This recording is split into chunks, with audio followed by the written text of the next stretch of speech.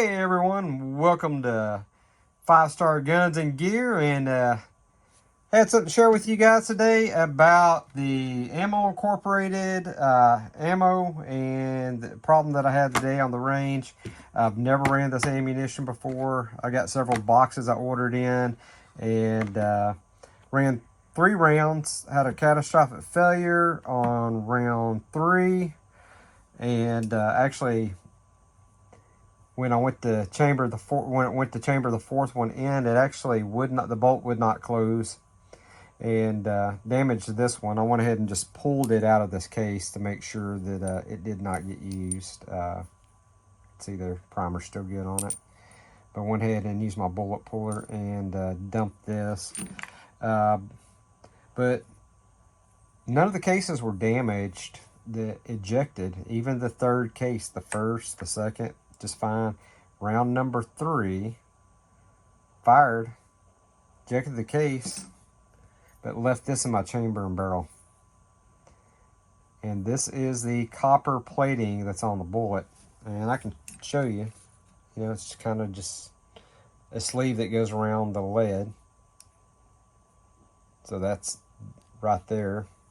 If you look close, this interlock groove. See if I can get a close-up of it. It's right here. It's that interlock groove. And then this, of course, is a rifling, and it's not from this going down the barrel because it got stuck in the chamber and in the barrel. It's the lead exited out the end of this, took some of it with it, but it embedded the rest of it in the rifling and stuff. So that's why it's shaped like that. It was a bear to get this out. It was not wanting to budge. I can't get anything to grasp. I was trying to get just like the edge of my brass rod just to kind of catch it to push it out. It wasn't working. So I reverted to old gunsmithing trick when I had my gun shop. What I did is I took a very small stainless washer that I had that was just happened to be the perfect size. I went through a bunch of them and put a screw through the center of it just to kind of hold it in place, and then stuck my rod through the screw and the washer, and I ran that down the barrel until it hit this right here. And I don't know where, but it stopped somewhere in here. It started getting friction, and it got to a point where it had quite a bit of friction, and I just used a mallet and lightly tapped on this, and finally it started giving and backing out and pushed this out. And that's why that washer's, let me dump that out, that's why that washer's stuck in there. It just got stuck in there pushing it out. Anyway, I don't think it damaged my chamber. I went ahead and cleaned everything up. I don't have a bore scope anymore. I need to get one. And it doesn't look like it, I don't think it damaged my rifling. But at this point, I don't know if I want to shoot any more Ammo Incorporated ammunition out this brand new 300 Blackout. Got 3 rounds through it, and round number 3 had that happen. And that is not kosher. You can see none of this was all in the chamber.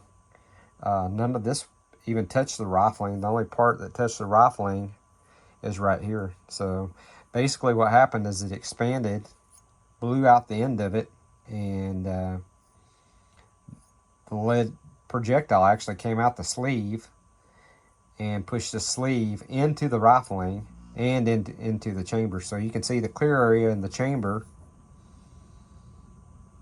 There's absolutely no rifling marks on it, so it did not go down at all. It just expanded right there. And I don't know how, but I'm surprised the brass didn't get caught, but the brass ejected out. Didn't have any problems with the brass. There's no back out of the primer. So, I mean, I don't know. It wasn't overpressured enough at least to blow the primer out. So that's what happened today when I went to the range, and did not get it on film. Wished I would have. I was just enjoying the day with my son, and his fiance was just doing a little shooting, shooting the 300 PRC, the 300 Blackout, 223 Wild, a few other guns, 9mm, 45s, and this happened pretty early on. I went ahead and just put it up and said I'd look at it when I got home.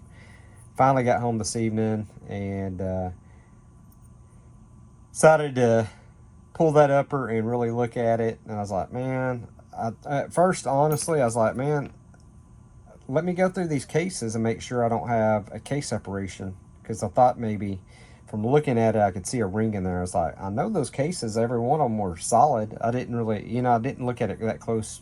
We just grabbed the range brass and threw it in a bag, and we picked up after ourselves.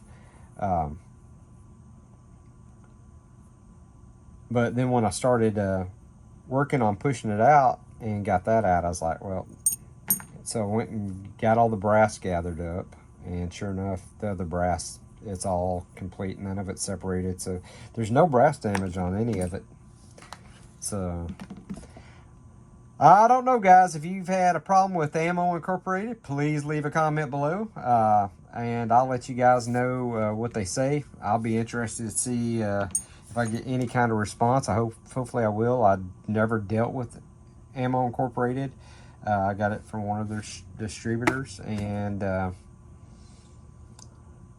know I got a pretty decent deal on it, but still, I mean, ammunition's ammunition and should not have issues like this. And like I say, that's got me really worried, not only about the rest of this box, all the other boxes and what I got left in my safe in there that I bought.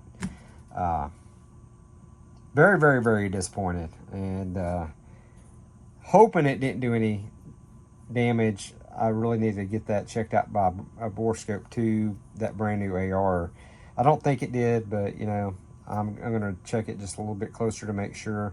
I'm pretty certain it didn't. And I try to be real careful getting this out because I didn't want to do damage to my rifling or anything. So yeah, I don't know what to say at this point, except something happened that shouldn't have happened. It was quite interesting. Luckily, we caught it when this next round, that fourth round, was going in. That bolt wouldn't close. I mean, that bolt was sticking out probably about that far from battery being closed. And then when I pulled it out, and I was like, man, that is one heck of a ring around there. That's when I went ahead and just buttoned it all up. We got some other guns out, started shooting them. I was like, they're out here today with me. They don't get to come out very often, go shooting. And his wife is pregnant with her second one, and she wanted to get a little shooting done before she got too far along, and she loves outdoors and shooting. So it's more about her and getting them out on the range and having a good day. And they did have a good day. So that's all, I guess, it counts at the end of the day. They was more worried about if my gun was broke. So I don't think it's broke. But I am concerned about the rest of the ammunition, especially after that right there. That has me really leery about if this batch has an issue. It certainly might. I don't know. I don't think it's worth trying to risk running this through my gun. At this point, maybe they can send me replacements or something. I don't know. We'll see. I'll let you guys know. Leave y'all's comments below, and I just want to share that with y'all. Again, if y'all have had any problems, let me know. If y'all have had good luck with Ammunition Incorporated, let me know that as well. Like to hear the good, the bad, whatever. That's what this channel is all about, sharing with our experiences with each other. Guys, if you're subscribed, thank you very much. If you're not subscribed, please consider subscribing. If you would, hit that thumbs up. I'd greatly appreciate it. Hit that bell notification. That way you know when we're putting out new content. And as always, God bless.